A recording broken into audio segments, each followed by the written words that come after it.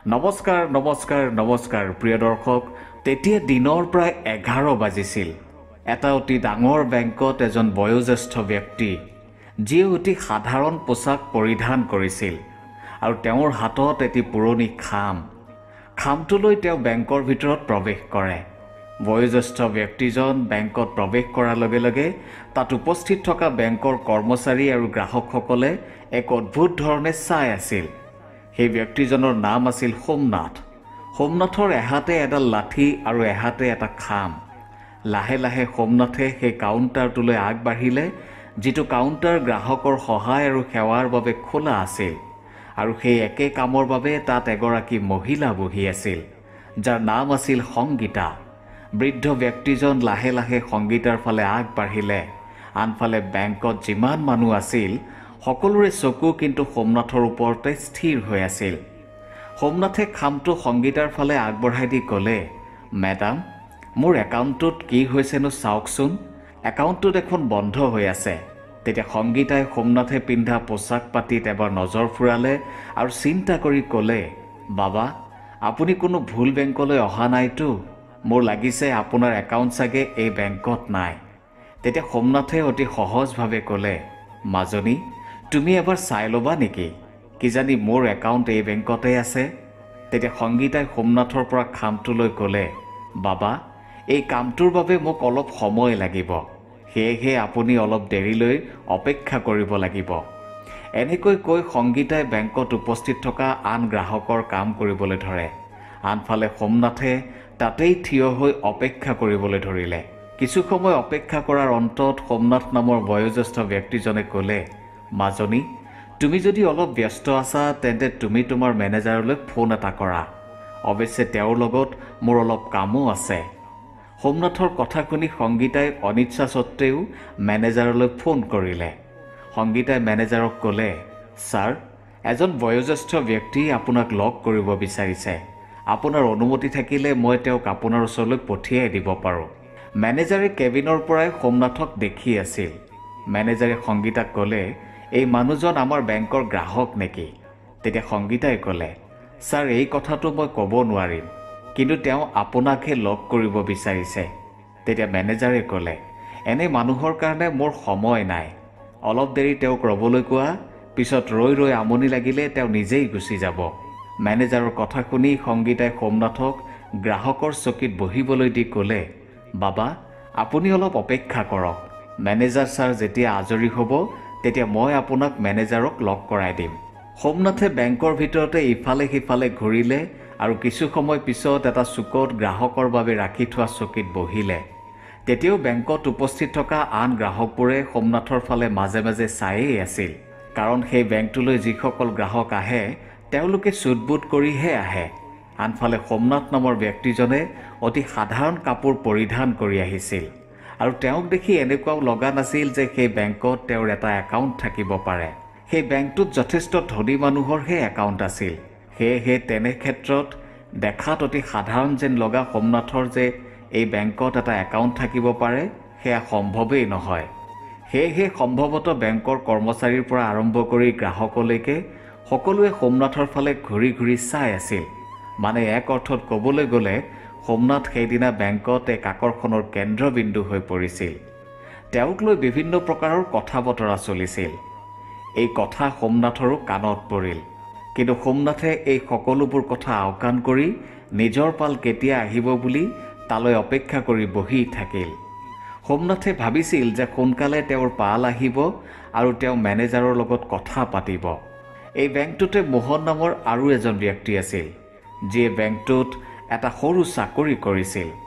মোহন কিছু সময়ৰ বাবে বেংকৰ বাহিৰত আছিল আৰু যেতিয়া ভিতৰলৈ আহে তেতিয়া মোহনে দেখিলে যে এজন বয়োজ্যেষ্ঠ ব্যক্তি প্ৰতীক্ষালয়ৰ এটা চুকত বহি অপেক্ষা কৰি আছে আৰু মানুহে তেওঁৰ বিষয়ে কিবা কিবি কথা পাতি আছে। কোনোবাই তেওঁক ভিক্ষাৰী হ'ব পাৰে বুলি কৈছে আৰু কোনোবাই কৈছে যে এই বেংকত এই মানুহজনৰ একাউণ্ট থাকিবই নোৱাৰে। এই মানুহজন মিছাতে ইয়ালৈ কিয় আহিছে? এনেকুৱা মানুহক বেংক কৰ্তৃপক্ষই কিয় বহুৱাই ৰাখিছে? এই সকলোবোৰ কথা শুনি মোহন সোমনাথৰ ওচৰলৈ গ'ল আৰু বৰ আদৰেৰে তেওঁক সুধিলে, বাবা, আপুনি ইয়ালৈ কিয় আহিছে? ইয়াত আপোনাৰ কি কাম আছে? এজন বয়সীয়া মানুহৰ বিষয়ে আলোচনা কৰি থকাটো মোহনৰ ভাল লগা নাছিল। মোহনে সোধাত সোমনাথে ক'লে, মই এই বেংকৰ মেনেজাৰক লগ কৰিবলৈ আহিছোঁ। তেওঁৰ লগত মোৰ অলপ কাম আছে। তেতিয়া মোহনে ক'লে, ঠিক আছে বাবা, আপুনি আৰু অলপ সময় ইয়াতে অপেক্ষা কৰক, মই এতিয়াই মেনেজাৰৰ লগত কথা পাতোঁ। এই বুলি কৈ মোহনে মেনেজাৰৰ ওচৰলৈ গ'ল আৰু বয়োজ্যেষ্ঠ ব্যক্তি সোমনাথৰ বিষয়ে ক'লে। তেতিয়া মেনেজাৰে ক'লে, মই জানো তেওঁৰ কথা, ময়ে তেওঁক তাত বহুৱাই ৰাখিছোঁ। কিছু সময় তেওঁ তাত বহিব আৰু তাৰ পিছত নিজে নিজে ইয়াৰ পৰা ওলাই গুচি যাব। তাৰ পিছত মেনেজাৰে অলপ টান সুৰত মোহনক ক'লে, মোহন, তুমি তোমাৰ কাম কৰা, তুমি এইবিলাকত মাথা মাৰি থাকিব নালাগে। মেনেজাৰৰ কথা শুনি মোহনে নিজৰ কাম কৰাত লাগিল। আনফালে সোমনাথে বেংকৰ প্ৰতীক্ষালয়ত অপেক্ষা কৰি থকা এঘণ্টাতকৈও বেছি হ'ল। সোমনাথৰো ধৈৰ্যৰ সীমা পাৰ হ'ল। সোমনাথে বহাৰ পৰা উঠি মেনেজাৰৰ কেবিনৰ ফালে খোজ ল'লে। সোমনাথক কেবিনৰ ফালে আহি থকা দেখি মেনেজাৰে নিজেই কেবিনৰ বাহিৰলৈ আহি সোমনাথৰ সন্মুখত থিয় দিলে আৰু অলপ বিৰক্তি সুৰত ক'লে, হয় বাবা, কওক আপোনাৰ কি কাম আছিল? তেতিয়া সোমনাথে মেনেজাৰলৈ খামটো আগবঢ়াই ক'লে, এই খামটো লোৱা, ইয়াত মোৰ বেংক একাউণ্টৰ সম্পূৰ্ণ তথ্য আছে। মই লেনদেন কৰিব পৰা নাই, তুমি এবাৰ চাই দিয়াচোন কি সমস্যা হৈ আছে। মেনেজাৰে সোমনাথে দিয়া খামটোলৈ কিছু সময় চাই ৰ'ল আৰু ক'লে, বাবা, মই ভাবোঁ আপোনাৰ একাউণ্টত হয়তো বহুদিনৰে পৰা একো পইচা পাতি নাই, সেয়েহে আপোনাৰ বেংক একাউণ্টৰ লেনদেনৰ সেৱা বন্ধ কৰি দিয়া হৈছে। তেতিয়া সোমনাথে অতি বিনম্ৰ ভাৱেৰে ক'লে, তুমি এবাৰ একাউণ্টটো চেক কৰি চোৱাচোন, তাৰপিছত তুমি মোক কোৱা কি হৈ আছে। তুমি চেক নকৰাকৈ কেনেকৈ ক'ব পাৰিলা? তেতিয়া মেনেজাৰে জোৰে জোৰে হাঁহিলে আৰু ক'লে, বাবা, মই বছৰ ধৰি এই কামকেই কৰি আছোঁ। বহু বছৰৰ অভিজ্ঞতা মোৰ আছে। আপোনাৰ নিচিনা মানুহৰ মই চেহেৰা চায়েই কৈ দিব পাৰোঁ যে কোন ব্যক্তি কেনেধৰণৰ, কোনে কিমান টকা একাউণ্টত ৰাখিছে। আপোনাৰ একাউণ্টত কিবা যে পইচা পাতি আছে মোৰতো লগা নাই, সেয়েহে মই বিচাৰোঁ যে আপুনি ইয়াৰ পৰা গুচি যাওক। বেংকত থকা সকলোৱে আপোনালৈ চাই আছে, এক অন্য ধৰণৰ পৰিৱেশৰ সৃষ্টি হৈছে। তেতিয়া সোমনাথে ক'লে, ঠিক আছে মেনেজাৰ বাবু, মইতো গুচি যাম, কিন্তু তুমি এই খামটোৰ ভিতৰত কি লিখা আছে এবাৰ নিশ্চয় চেক কৰি ল'বা। এনেকৈ কৈ সোমনাথ বেংকৰ বাহিৰলৈ ওলাই আহিল। আহি থাকোঁতে তেওঁ বেংকটোলৈ ঘূৰি চাই ক'লে, মেনেজাৰ বাবু, তুমি মোৰ লগত যি কৰিছা তাৰ বাবে তুমি বেয়া পৰিণাম ভোগ কৰিব লাগিব। সোমনাথৰ এই কথাটো মেনেজাৰৰ কাণত পৰিল। মেনেজাৰে অলপ ভয় খালে আৰু পিছ মুহূৰ্ততে ভাবিলে যে মানুহ বুঢ়া হ'লে চাগে এনেকৈ কয়। এনেদৰে নিজৰ মনটোক সান্তনা দি মেনেজাৰে নিজৰ কাম কৰিবলৈ ধৰিলে। আনফালে টেবুলত বৃদ্ধ মানুহজনৰ খামটো পৰি আছিল। সেই সময়তে মোহনে সেই খামটো হাতত তুলি ল'লে আৰু খামটোৰ ভিতৰত থকা তথ্যখিনি তেওঁৰ কম্পিউটাৰত চেক কৰিবলৈ ধৰিলে। চেক কৰি থাকোঁতে মোহনে দেখিলে যে এই যিজন বৃদ্ধ মানুহ এই বেংকলৈ আহিছিল তেওঁ এই বেংকৰে মালিক বুলিয়েই ক'ব পাৰি, কাৰণ এই বেংকৰ 60% শ্বেয়াৰটো তেওঁৰেই, অৰ্থাৎ সোমনাথৰ। এই তথ্য দেখি মোহন আচৰিত হৈ পৰে। নিজৰ কিবা ভুল হোৱা বুলি ভাবি তথ্যখিনি পুনৰ ভালকৈ চেক কৰিবলৈ ধৰিলে, পঢ়িবলৈ ধৰিলে। সম্পূৰ্ণ তথ্যখিনি ভালদৰে পঢ়াৰ পিছত মোহনৰ সন্দেহ আঁতৰিল যে এই মানুহজনেই এই বেংকটোৰ মালিক। মোহনে লগে লগে এই সম্পূৰ্ণ তথ্যখিনিৰ এটা প্ৰিণ্ট উলিয়ালে আৰু বেংক মেনেজাৰৰ ওচৰলৈ লৈ গ'ল। সেই সময়ত বেংক মেনেজাৰে কোনো এজন ধনী গ্ৰাহকৰ লগত কথা পাতি আছিল আৰু তেওঁক বিভিন্ন ধৰণৰ স্কিমৰ কথা বুজাই আছিল। কথাখিনি শেষ কৰি মেনেজাৰে মোহনক সুধিলে, কোৱা কি কথা আছিল? তেতিয়া মোহনে ক'লে, ছাৰ, আপুনি এই ৰিপৰ্টটো এবাৰ চাওক।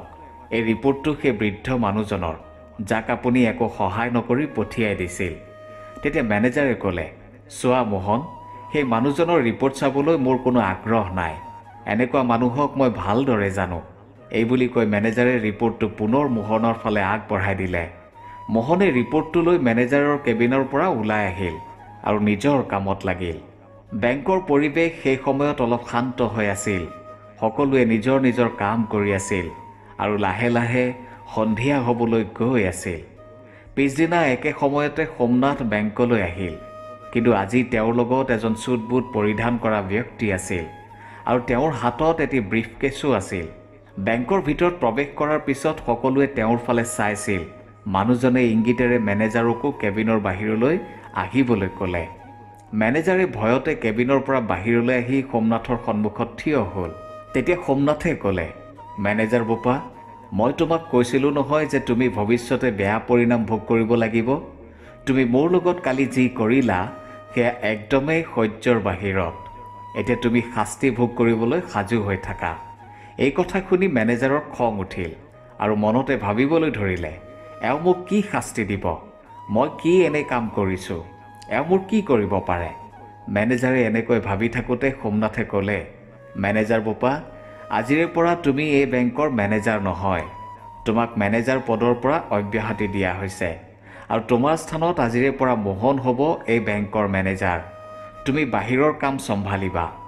তেতিয়া বেংক মেনেজাৰৰ আৰু খং উঠিল আৰু অলপ উচ্চস্বৰে ক'লে, আপুনি কোন হয় মোক মেনেজাৰ পদৰ পৰা অব্যাহতি দিবলৈ? তেতিয়া সোমনাথে ক'লে, মই এই বেংকটোৰ মালিক বুলিয়েই ধৰা, কাৰণ এই বেংকৰ 60% শ্বেয়াৰৰ মূল্য মোৰ ওচৰত আছে আৰু মই ইচ্ছা কৰিলে তোমাক এই বেংকৰ পৰা উলিয়াইও দিব পাৰোঁ। সোমনাথৰ এই কথা শুনি বেংকত উপস্থিত থকা বেংকৰ কৰ্মচাৰীৰে পৰা আৰম্ভ কৰি গ্ৰাহকলৈ সকলো আচৰিত হৈ পৰিল আৰু সোমনাথৰ ফালে জঠৰ হৈ চাই থাকিল। তাৰপিছত সোমনাথৰ লগত চুটবুট পৰিধান কৰি অহা ব্যক্তিজনে তেওঁৰ লগত অনা ব্ৰিফকেছটো খুলি এখন কাগজ উলিয়ালে, যিখন মোহনৰ প্ৰমোচন লেটাৰ আছিল। সোমনাথে লেটাৰখন মোহনৰ হাতত দিলে আৰু ক'লে, আজিৰ পৰা তুমি এই বেংকৰ মেনেজাৰ। ব্যক্তিজনে ব্ৰিফকেছটোৰ পৰা আৰু এখন কাগজ উলিয়াই সোমনাথক দিলে। সোমনাথে কাগজখন বেংকৰ মেনেজাৰক দি ক'লে, তুমি যদি বাহিৰৰ অৰ্থাৎ ফিল্ডৰ কাম কৰিব খোজা তেন্তে কৰিব পাৰা, কিন্তু তুমি মেনেজাৰ হৈ কাম কৰিব নোৱাৰিবা। এই কথা শুনি মেনেজাৰৰ কপালৰ ঘাম মাটিত পৰিল আৰু কালি কৰা ভুলৰ বাবে বয়োজ্যেষ্ঠ ব্যক্তি সোমনাথৰ ওচৰত হাতযোৰ কৰি ক্ষমা বিচাৰিবলৈ ধৰিলে। তেতিয়া সোমনাথে ক'লে, তুমি কি হিচাপত ক্ষমা বিচাৰিছা আৰু মই তোমাক কি হিচাপত ক্ষমা কৰিব পাৰোঁ? কাৰণ তুমি কালি মোৰ লগত যি ব্যৱহাৰ কৰিছা সেয়া আমাৰ বেংকৰ পলিচিৰ বাহিৰত। তুমি আমাৰ বেংকৰ পলিচি ভালদৰে পঢ়া নাই নেকি? ইয়াত দুখীয়া আৰু ধনী বুলি কাৰো লগত তুলনা কৰা নহ'ব আৰু সকলোকে সমান চকুৰে চাব লাগিব। প্ৰকৃততে এই বেংকটো স্থাপন কৰিছিল সোমনাথে আৰু তেওঁ প্ৰথমতে ঘোষণা কৰিছিল যে এই বেংকত কাকো ধনী দুখীয়াৰ পাল্লাত জোখা নহ'ব। সকলো গ্ৰাহকৰ লগত সমান ব্যৱহাৰ কৰিব লাগিব আৰু যদি কোনোবাই এই পলিচি বা নিয়ম মানিবলৈ বাধ্য নহয় তেন্তে তেওঁৰ বিৰুদ্ধে বিহিত ব্যৱস্থা লোৱা হ'ব। মইতো তোমাৰ লগত এতিয়ালৈকে ভালেই কৰি আছোঁ যে তোমাক অন্ততঃ কাম কৰাৰ সুযোগ দিছোঁ। মই ইচ্ছা কৰিলে তোমাক একেবাৰে কামৰ পৰা বাহিৰ কৰিব পাৰোঁ। এই বেংকত এটা সৰু কাম কৰি থকা মোহন, যাৰ হাতত কৰিব পৰা একোৱেই নাছিল, তথাপি সি মোৰ ওচৰলৈ আহিছিল আৰু মোক মোৰ কামৰ বিষয়ে সুধিছিল। সেয়েহে মোৰ মতে মোহনৰ দৰে ব্যক্তিহে এই বেংকৰ মেনেজাৰ পদৰ বাবে যোগ্য, যিয়ে গ্ৰাহকৰ পোচাক চাই বিচাৰ নকৰে। এনেকৈ কৈ সোমনাথে সংগীতা নামৰ বেংকৰ কৰ্মচাৰীজনীকো মাতিলে আৰু তেওঁকো এইবোৰ কথা শুনাই ক'লে, সংগীতা, মই তোমাৰ এয়া প্ৰথম ভুল বুলি ক্ষমা কৰি দিছোঁ। আগলৈ এনে ভুল যাতে নকৰা। গ্ৰাহকৰ পিন্ধন উৰণ চাই কেতিয়াও বিচাৰ নকৰিবা, তুলনা নকৰিবা, ধনী দুখীয়া নাচাবা। মই প্ৰথমতে তোমাৰ ওচৰলৈকে আহিছিলোঁ আৰু তুমি যদি মোৰ কামখিনি ঠিকমতে কৰিলাহেঁতেন তেন্তে মই মেনেজাৰৰ ওচৰলৈ যোৱাৰ প্ৰয়োজন নহ'লহেঁতেন আৰু মই কালি অপমানিত নহ'লোহেঁতেন। এই কথা শুনি সংগীতা অনুতপ্ত হৈ ক'বলৈ ধৰিলে, ছাৰ, মোক ক্ষমা কৰি দিয়ক ছাৰ। মই বহুত ডাঙৰ ভুল কৰিলোঁ আৰু আপোনাক কথা দিলোঁ আগলৈ এনে ভুল আৰু কেতিয়াও নকৰোঁ। এইদৰে কৈ সোমনাথ বেংকৰ পৰা বাহিৰলৈ বুলি আগবাঢ়িলে। বয়োজ্যেষ্ঠ ব্যক্তি সোমনাথে যোৱাৰ সময়ত সকলোকে কৈ থৈ গ'ল যে মোহনৰ পৰা তোমালোকৰ বহুত শিকিব লগা আছে। তোমালোকে মোহনৰ পৰা যিমান পাৰি শিকিবলৈ চেষ্টা কৰিবা। এতিয়াৰে পৰা মই বেংকলৈ মাজে মাজে কাৰোবাক নহয় কাৰোবাক পঠিয়াই থাকিম, যাতে মই তোমালোকৰ লগতে এই বেংকত চলি থকা কাম কাজৰ বিষয়ে জানিব পাৰোঁ। এই বুলি কৈ সোমনাথ তাৰ পৰা গুচি গ'ল। সোমনাথ যোৱাৰ পিছত সকলোৱে বুজি পালে যে এতিয়াৰে পৰা সকলোৱে নিজৰ নিজৰ দায়িত্ব গুৰুত্ব সহকাৰে কৰিব লাগিব, যাতে মেনেজাৰৰ নিচিনাকৈ আৰু কোনেও শাস্তি ভোগ কৰিব নালাগে। সেইদিনাৰ পৰা বেংকৰ সকলো কৰ্মচাৰীয়ে গ্ৰাহকৰ লগত ভাল ব্যৱহাৰ কৰিবলৈ ধৰিলে সেৱা কৰিবলৈ ধৰিলে। কাৰণ তেওঁলোকে সোমনাথে কোৱা কথাৰ পৰা বুজি উঠিছিল যে গ্ৰাহকেই হৈছে ভগৱান। সোমনাথৰ এই পদক্ষেপ চাৰিওফালে বিয়পি পৰিল আৰু সকলোৱে সোমনাথ নামৰ ব্যক্তিজনৰ বাহ কৰিবলৈ ধৰিলে যে মালিক হ'লে এনেকুৱা হ'ব লাগে। এনেকুৱা মালিক কেতিয়াও হ'ব নালাগে যিয়ে কেৱল বেংক খোলেহে, কিন্তু তেওঁৰ কৰ্মচাৰীসকলে গ্ৰাহকৰ লগত কোনে কি ব্যৱহাৰ কৰিছে, কোনে কি কাম কৰিছে মন কাণ নিদিয়ে। সোমনাথে মালিক হৈ এটা উদাহৰণ দাঙি ধৰিলে আৰু কৰ্মচাৰীসকলক এটা পাঠ দিলে। প্ৰিয় দৰ্শক, এয়াই আছিল এটা অতি জ্ঞানবৰ্ধক কাহিনী, যিটো কাহিনীৰ পৰা আমি এয়াই শিকিব পাৰোঁ যে আমি কেতিয়াও কাৰো সাজপাৰ চাই বিচাৰ কৰিব নালাগে। কাৰণ শামুকৰ পেটতেই মানিক লুকাই থাকে আৰু বোকাতহে পদুম ফুলে। আপুনি কি ভাবে? আপোনাৰ মতামত নিশ্চয় জনাব। ধন্যবাদ।